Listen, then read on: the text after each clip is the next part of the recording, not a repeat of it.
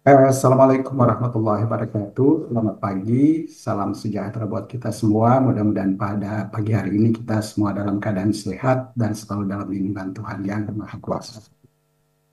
Yang mulia dan yang kami hormati, Hakim Mahkamah Konstitusi dan juga semua peserta yang hadir pada acara pada saat ini. Perkenalkan saya Dr. Iqbal Mokhtar untuk memberikan beberapa pandangan terkait sejumlah isu seputar Undang-Undang Kesehatan tahun 2023, yaitu Undang-Undang Kesehatan 17 2023. Saya izin share screen. Silakan.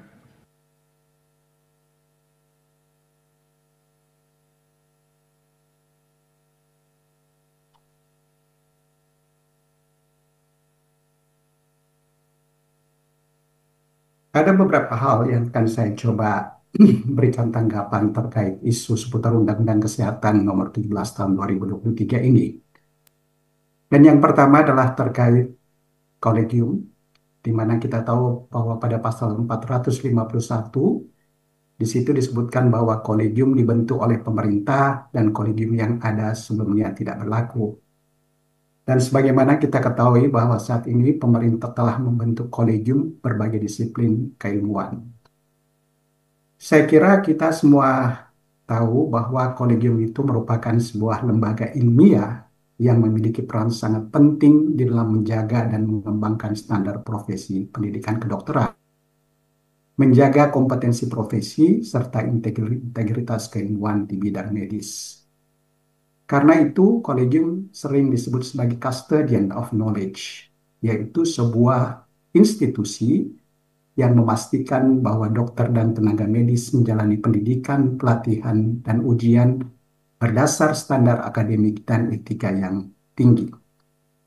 Terkait dengan ini, peran kolegium itu diantaranya adalah menyusun kurikulum dokter, menentukan standar kompetensi nasional, menjamin lulusan memiliki standar kompetensi yang relevan, sehingga mereka dapat melakukan praktek medis secara aman dan profesional, dan ini bertujuan bagi keselamatan pasien dan keselamatan mereka. Dengan fungsi yang sangat esensial tersebut, maka kolegium mestinya berdiri independen. Ini yang kita sebut sebagai independensi akademik. Tidak dipengaruhi oleh kepentingan politik, dapat memelihara marwah keilmuan dan profesi, menjadi benteng keselamatan pasien, dan menjaga standar akademik dan keilmuan. Kementerian Kesehatan baru-baru ini mendirikan kolegium baru dengan struktur yang ditunjuk oleh Kementerian Kesehatan. Dan mereka menghapus kolegium lama yang telah puluhan tahun menjadi custodian of knowledge. Kolegium kesehatan yang dibentuk Menkes ini bukan hanya tidak tepat secara struktur, tetapi berpotensi menimbulkan dampak serius.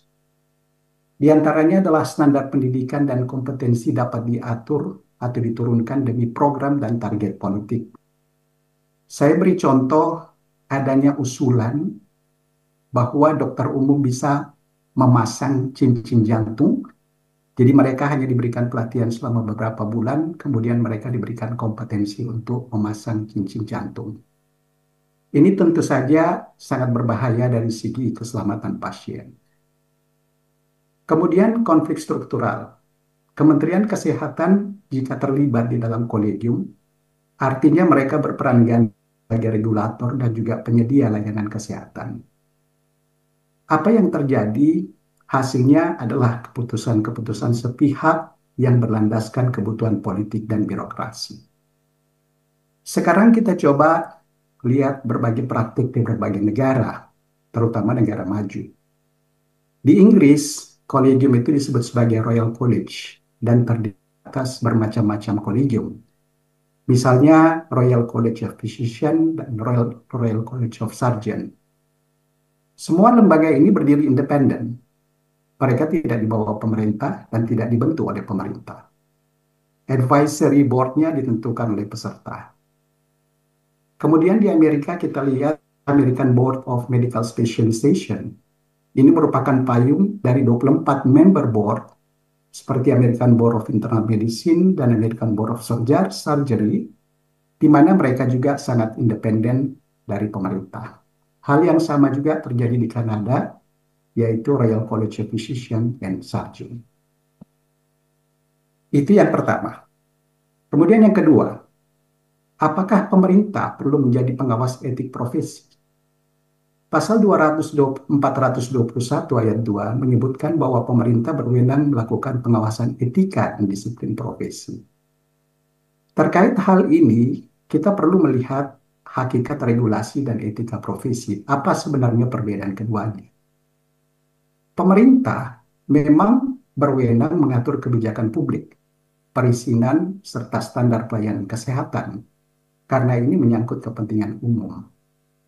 Namun etika dan disiplin profesi itu hal yang lain, karena dia bersumber dari nilai-nilai moral, sumber profesi, dan kaidah keilmuan. Ia merupakan normal internal profesi yang hanya dapat dinilai oleh sejawat yang memahami konteks praktik medis, termasuk standar profesi. Sehingga, secara ilmiah, pengawasan etika dan disiplin profesi tidak bisa dilakukan oleh birokrat atau pejabat administratif yang tidak memiliki kompetensi klinis maupun etis. Kalau ini terjadi, akan timbul potensi konflik kepentingan. Pemerintah adalah penyusun kebijakan dan penyedia pelayanan. Ketika mereka mengawasi etika secara bersamaan, artinya ini berpotensi menimbulkan sikap tidak objektif dan melindungi citra pemerintah. Sisi lain, kita tahu bahwa profesi medis bersifat self-regulated. Mereka memiliki otoritas otonom untuk mengatur dirinya, termasuk etika dan disiplin. Bagaimana dengan praktik internasional? Hampir semua negara, pengawasan etika dan disiplin kedokteran tidak dilakukan oleh pemerintah secara langsung, melainkan oleh lembaga profesional seperti General Medical Council di Inggris atau College of Physicians and Surgeons di Kanada. Isu ketiga, organisasi profesi, apakah kita harus memilih uni atau multibar? Pasal 311 disebutkan bahwa tenaga medis dan tenaga kesehatan dapat membentuk organisasi profesi. Ini kemudian memunculkan isu, apakah organisasi profesi ini hanya unibar saja atau bisa multibar? Saat ini sudah ada organisasi dokter lain selain Ikatan Dokter Indonesia. Untuk memahami hal ini, barangkali kita perlu melihat dulu apa sebenarnya peran profesi, organisasi profesi. Perannya itu ada dua. Yang pertama adalah sebagai regulator moral, yaitu penjaga standar profesi dan etik. Dan yang kedua sebagai advokat yang memberikan advokasi bagi kesejahteraan anggota. Kalau kita berbicara tentang uni dan multibar, masing-masing memiliki kelebihan dan kekurangan. Kalau unibar yang kita sebut sebagai model tunggal, itu artinya kita mempersiapkan adanya keseragaman standar profesi dan etik. Kemudian kekuatan politik profesi lebih solid, dan hal yang paling penting adalah kemudahan koordinasi ketika terjadi krisis seperti saat pandemi COVID. Kita ingat pada saat pandemi COVID yang lalu, pemerintah menggandeng tangan ID untuk melakukan penanganan COVID secara nasional. Namun model tunggal seperti ini rentan monopoli kekuasaan dan memungkinkan ada yang merasa tak terwakili. Sedangkan model multiple itu lebih memperlihatkan pluralisme dan representasi yang lebih luas, mendorong adanya check dan balance, serta inovasi kebijakan. Namun ketika terjadi fragmentasi suara profesi dalam hal standar profesi dan etika, itu akan sangat berbahaya. Saya berikan contoh di sini, adanya kasus seorang dokter yang dipecat oleh ID akibat dianggap melakukan tindakan yang tidak berdasar standar ilmiah. Oleh ID, dokter tersebut dianggap melanggar etika dan kemudian dipecat. Tetapi karena ada organisasi lain, selain ID, organisasi lain itu kemudian menyatakan bahwa apa yang dilakukan itu tidak melanggar etik. Jadi kita bisa lihat di sini, apabila ada dua atau lebih organisasi profesi, kemungkinan untuk terjadinya konflik of interest, konflik dalam hal etika dan prinsip moral itu bisa saja terjadi. Dan itu akan sangat membingungkan masyarakat dan pemerintah. Sekarang bagaimana kebutuhan Indonesia saat ini? Menurut saya, Indonesia pada saat ini masih berada pada tahap di mana keseragaman standar etik dan kompetensi masih perlu dijaga. Kita masih perlu adanya keseragaman standar profesi yang merupakan kemudahan bagi kita untuk melakukan koordinasi ketika terjadi krisis. Namun dalam jangka panjang bisa saja bergerak menuju model dua. Saya juga beranggapan bahwa model tunggal masih relevan untuk menjaga kohesi dan kualitas profesi di masa transisi, namun perlu reformasi internal yang kuat agar tidak berubah menjadi monopoli.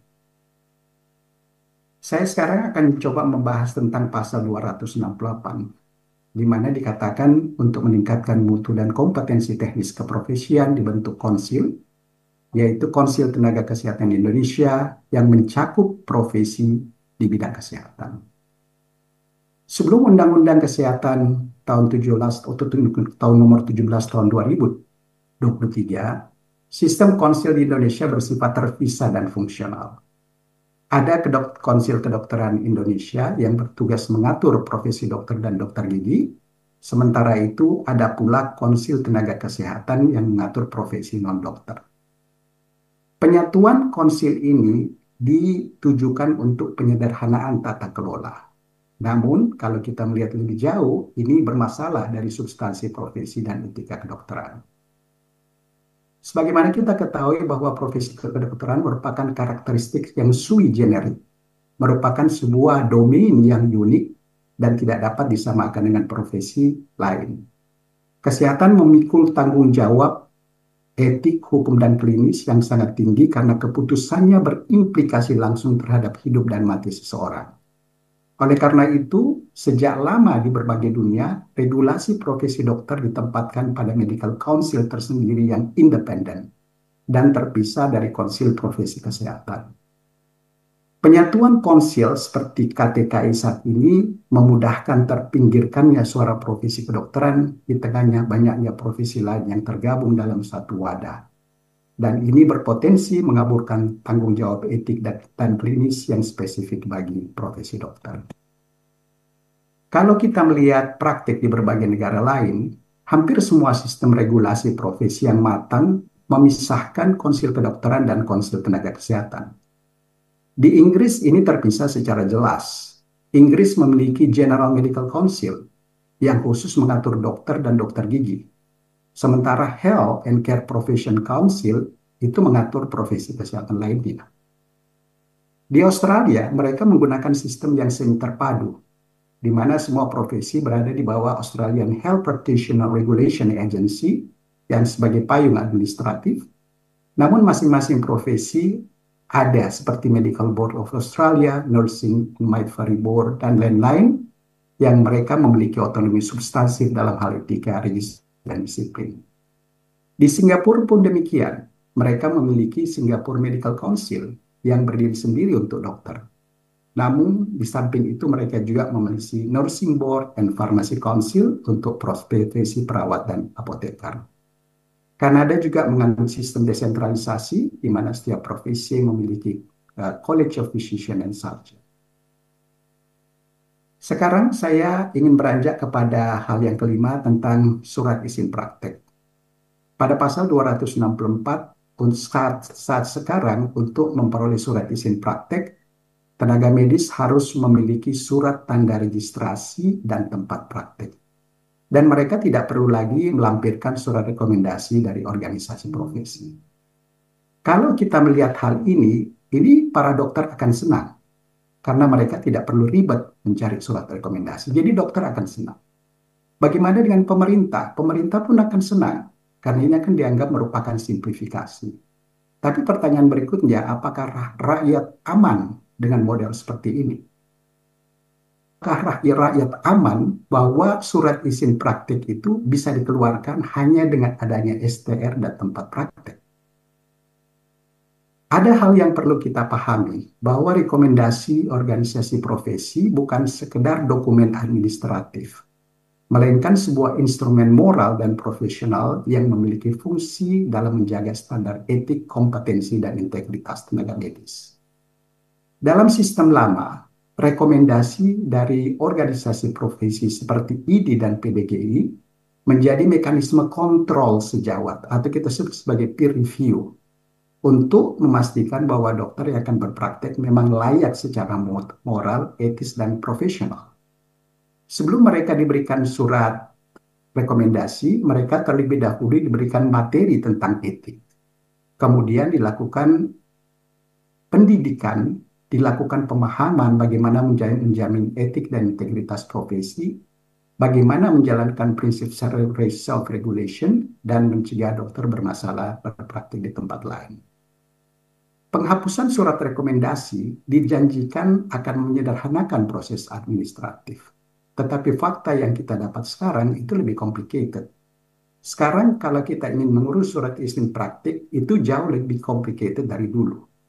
Dan juga itu artinya telah mengorbankan prinsip-prinsip fundamental profesi medis yang telah diakui secara global.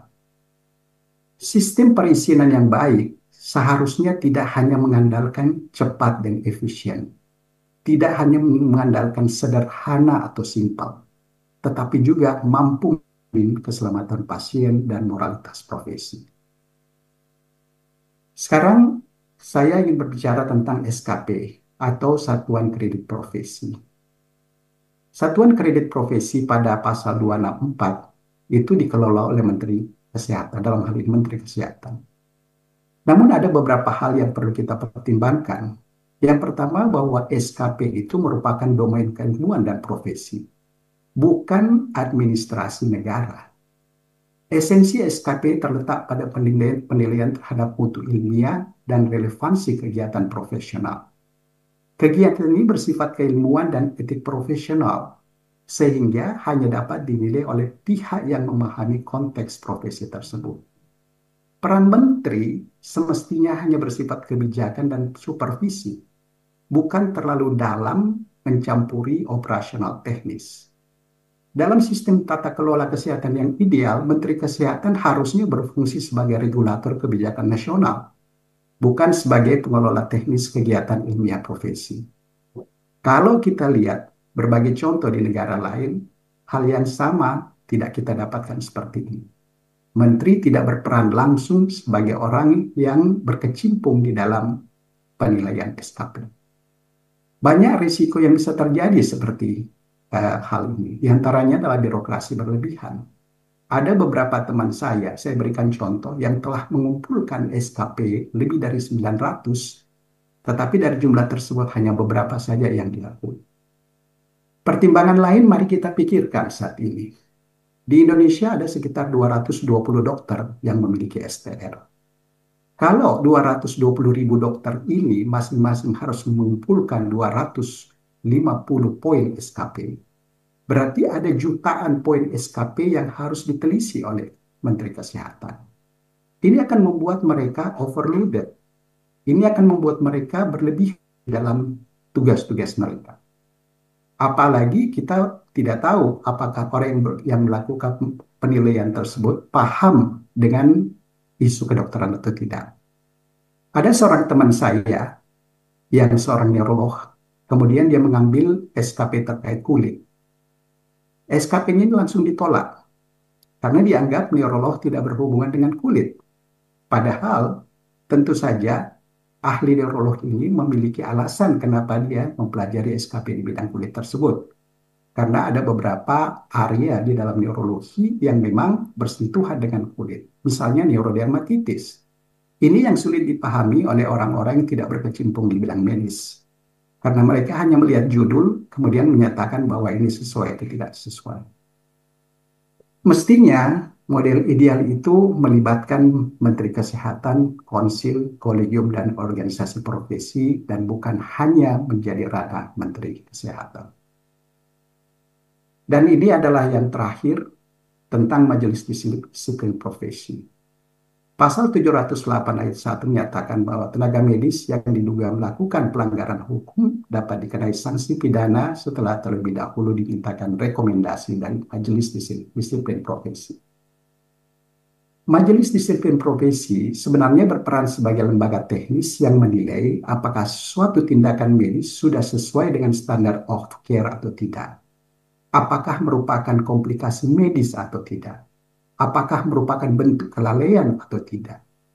Ketiga domain ini itu sulit dinilai selain institusi yang termasuk di dalam medis. Dalam profesi khusus, bukan hal yang baru dan tidak mengurai kesetaraan hukum apabila ada sebuah organisasi di mana di dalamnya dilakukan penilaian atau penyelisihan terkait etis. Kita lihat misalnya di dalam polisi dan militer, mereka memiliki pengadilan etik. Advokasi pun demikian, mereka memiliki Dewan Kehormatan Advokat yang juga menelisik etik dari para anggotanya apabila ada yang diduga melakukan kesalahan. Jadi sebenarnya tidak ada hal yang baru di sini. Dan dengan adanya majelis disiplin profesi ini bukan berarti ini tidak menghormati kesetaraan hukum. Namun di dalam majelis disiplin profesi ini ada kendala teknis. Di antaranya bahwa keputusan harus dikeluarkan dalam batas 14 hari. Ini tentu saja sulit. Bagaimana bisa sebuah keputusan medis tentang malpraktik atau tidak itu harus dikeluarkan dalam waktu 14 hari. Kemudian ada keterbatasan geografis, karena majelis disiplin profesi hanya berada dan berlokasi di Jakarta. Sementara di Indonesia ini tersebar puluhan ribu pulau dengan jumlah rumah sakit yang ribuan. Kalau setiap rumah sakit punya satu persoalan saja setiap bulan, maka ada ribuan persoalan yang harus di-cover oleh majelis disiplin profesi. Dan ini tentu saja merupakan kendala bagi mereka. Kemudian komposisi anggota majelis disiplin profesi tampaknya saat ini itu tidak menggambarkan komposisi yang tepat. Banyak di antara mereka yang sebenarnya bukan praktisi murni yang pernah atau tahu memahami bagaimana praktek kedokteran. Banyak di antara mereka yang memang memiliki keahlian hukum tetapi tidak pernah bersentuhan secara langsung dengan praktek klinis. Sehingga ketika mereka mengambil kesimpulan, patut diduga bahwa kesimpulan tidak berdasarkan sense keklinisian. Kemudian majelis disiplin profesi ini bila tidak ditangani dengan baik bisa terjadi potensi penyalahgunaan konflik dan kepentingan. Karena itu, kalaupun misalnya ini tetap harus ada, perlu penyesuaian dengan kendala yang ada. Misalnya keputusan mereka itu harus sifatnya rekomendasi dan bukan sesuatu yang sifatnya tetap. Kemudian perlu dilakukan restrukturisasi MDP, desentralisasi, dan penyesuaian waktu proses. Saya kira untuk sementara inilah yang bisa saya sampaikan. Majelis Hakim yang kami muliakan, lebih dan kurangnya kami mohon maaf. Sekian, Assalamualaikum warahmatullahi wabarakatuh dan selamat siang. Waalaikumsalam warahmatullahi wabarakatuh. Pak Dr. Iqbal mungkin bersabar ya, kita akan dengar dulu dari ahli berikutnya. Nanti